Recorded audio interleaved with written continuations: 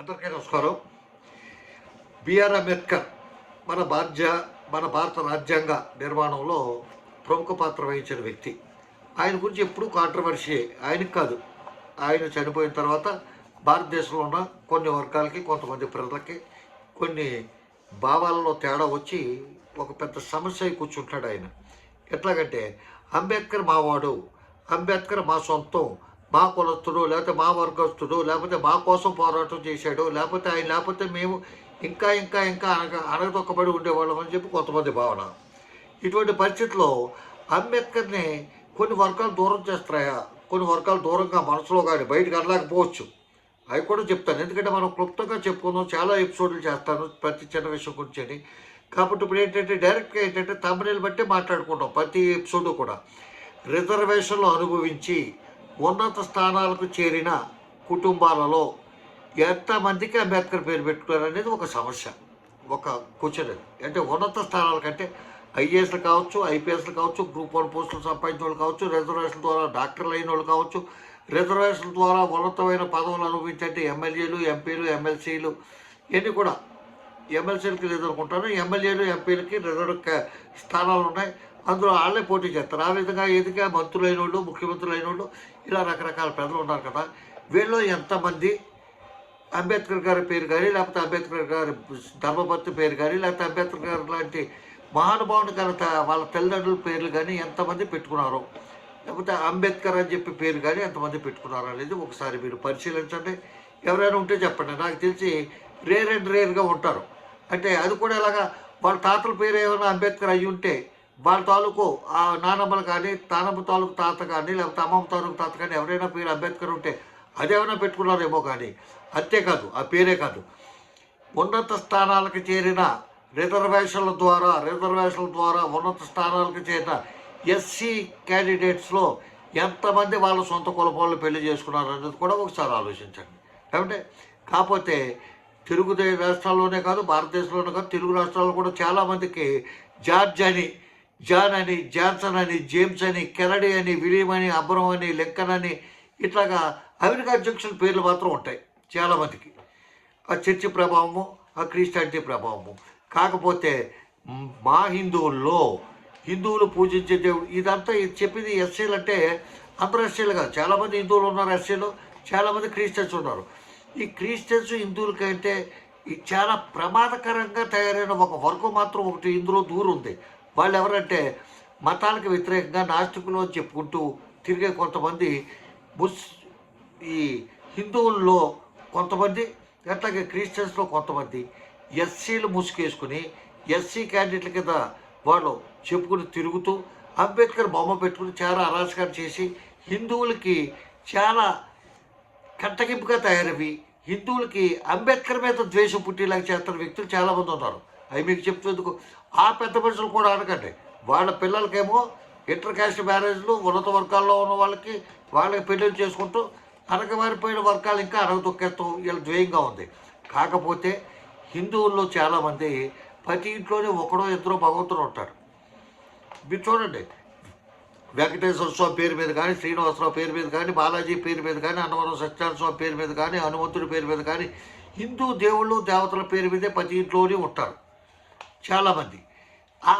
ఏంటి వాళ్ళ తండ్రుల తాలూకు తాత నుంచి, తల్లి తాలూకు తాతల నుంచి వచ్చిన పేర్లు ఏవైనా సరే హిందువుల దాంట్లో ప్రతి ఇంట్లోనే ఒక దేవుడు ఉంటాడంటే మీ ఇళ్లలో మీరు దేవుడుగా భావించే అంబేద్కర్ పేరు ఎక్కడ ఉంది.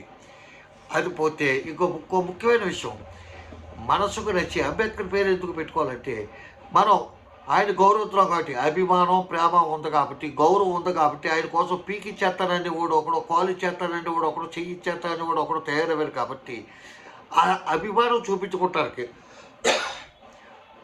మన పెద్దలు వాళ్ళ తల్లిదండ్రుల మీద గౌరవంతో వాళ్ళ పిల్లలకి వాళ్ళ తాతల పేర్లు పెడతారు. అదేవిధంగా మీరు ఏమాత్రం గౌరవం, ఈ రిజర్వేషన్ వల్లే నేను ఐఏఎస్ కొట్టాను, ఈ రిజర్వేషన్ వల్లే నాకు ఐపీఎస్ వచ్చింది, నాకంటే తక్కువ మార్కులు వచ్చి ఎక్కువ మార్కులు వచ్చేవాడికి రాకుండా నాకు ఇచ్చారంటే అది అంబేద్కర్ మహానుభావుడు యొక్క చలవాళ్ళు వచ్చింది అని భావించి ఎవడైనా ఒక్కడ పేరు పెట్టుకోవడం ఉన్నాడా? ఎవరో లేరు. నూటికో కోటికో ఎక్కడో కనపడొచ్చేమో. కానీ చాలామంది ఉన్నత వర్గాలతో ఉన్నత స్థాయిలో ఉన్న ఐఏఎస్లో, ఐపీఎస్లో చాలామంది తెలుసు. వాళ్ళ పిల్లలు ఎవరికి పేరు ఉన్నట్టయితే నేను ఎప్పుడు నా చెవులతో వినలేదు.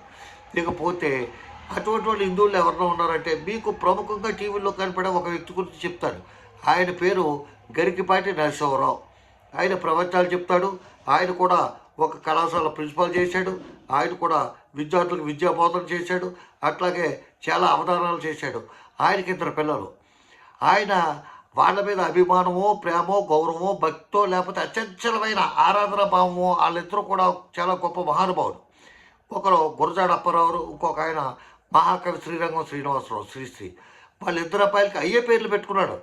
మళ్ళీ ఎదరు ఒకటి తగిలించి వెనకాల ఒకటి తగిలించలేదు. గరికిపాటి శ్రీశ్రీ, గరికిపాటి గురజాడ, ఇట్లా వాళ్ళిద్దరు పేర్లు పెట్టుకున్నాడు. అది ఎంత గౌరవంగా ఎంత ఆ గురజాడ అనేవాడు అనే వ్యక్తి మళ్ళీ ఈయన అడుగుజాడలోనే నడుస్తున్నాడు. అతను కూడా ప్రవచనాలు చెప్తాడు. అతను కూడా మంచి విద్యాభ్యాసం ఉన్నత విద్యలు చదువుకున్న వ్యక్తే. ఆయన కూడా మంచి ప్రవచనాలు చెప్తున్నాడు. కాబట్టి ఏంటంటే ప్రతి విషయం చర్చిద్దాం. అంబేద్కర్ ఎంత గొప్పవాడో ఏటో చర్చిద్దాం. ఇక్కడ డిస్ప్యూట్ అంబేద్కర్తోని వేరే కులాలతోని వేరే మతాలతోని కాదు. ప్రత్యేకించి అంబేద్కర్ని అమ్మేస్తున్నారో, అంబేద్కర్ని వాడేసుకుంటున్నారో, అంబేద్కర్ని ఆడేసుకుంటున్నారో, దాని ద్వారా పదవులు సంపాదించి అణగారిన వర్గాల వారిని ఇంకా అణగదొక్కుతున్నది ఎవరో కాదు, ఈ రిజర్వేషన్లు అనుభవిస్తున్న ఎస్సీలను తొక్కేస్తున్నారు తప్ప బయటోడు ఎవడో కాదు. ఎప్పుడు చూసినా సరే ఇలా ఉపన్యాసాలు స్టేజ్ ఎక్కి ప్రతి పెద్ద వాళ్ళు కూడా సామాన్యుడు అంతా కూడా సక్రమంగానే మంచి అన్నదమ్ముల భావంతోనే మిగతా అగ్రవర్ణాలతోనే మిగతా కులస్తులతోనే పోతున్నారు.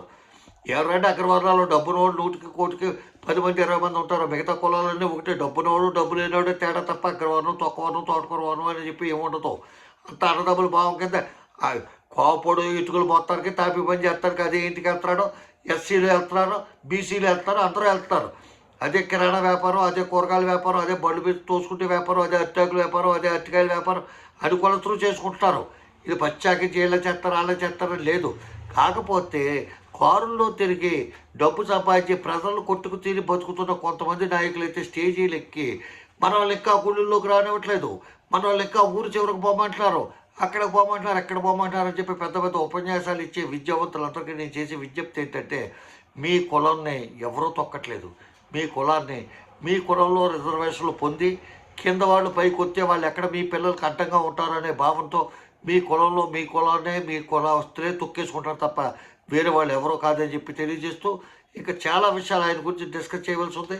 ప్రతి విషయం డిస్కస్ చేద్దాం. మీకు ఎవరికైనా ఏమైనా దీని గురించి మరింత సమాచారం తెలుసుంటే నాకు తెలియజేయండి. నేను మాట్లాడిన దాంట్లో ఏమైనా తప్పులు ఉంటే కూడా నాకు తెలియజేయండి. నా ఫోన్ నెంబర్, మెయిల్ ఐడి కూడా దీంట్లో పెడతాను. నా తప్పులు ఉంటే సరిదిద్దుకుంటాను. మీరు ఏమన్నా తప్పు చెప్పి నన్ను కామెంట్ చేస్తే మీ గురించి కూడా నేను దానికి కూడా వివరణ కూడా ఇచ్చుకోగల వ్యక్తిని చెప్పి తెలియజేస్తూ సెలవు తీసుకుంటాను. నమస్కారం. రామాధురావు.